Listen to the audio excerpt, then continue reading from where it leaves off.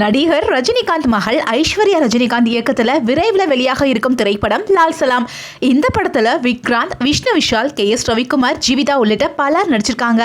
மேலும் சிறப்பு தோற்றத்தில் ரஜினிகாந்த் மற்றும் கிரிக்கெட் அணியின் முன்னாள் கேப்டன் கபில் தேவ் சிறப்பு தோற்றத்தில் வராங்க. கிரிக்கெட்டை மையப்படுத்தி எடுக்கப்பட்ட இந்த படம் அடுத்த மாதம் திரைக்கு வர இருக்கு. இந்த நிலையில தான் படத்தோட இசை வெளியீட்டு விழா சமீபத்தில் தாம்பரத்தில் நடந்தது. இந்த நிகழ்ச்சியில் ஐஸ்வர்யா ரஜினிகாந்த் பேசும்போது, நான் என்னோட தந்தையை பற்றி சமீபத்தில் அடிக்கடி கேட்கும் வார்த்தை சங்கி. எனக்கு இந்த வார்த்தையை கூறும்போதே மிகவும் கோவம் இருந்தது. இதை நான் உங்கள்கிட்ட சொல்லணும். என்னோட தந்தை சங்கி இல்லை, அவர் சூப்பர் ஸ்டார் ரஜினிகாந்த்.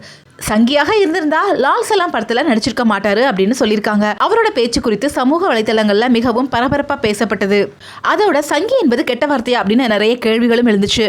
இது குறித்து அண்மையில் விமான நிலையம் வந்த ரஜினிகாந்திடம் கேட்கப்பட்டுச்சு.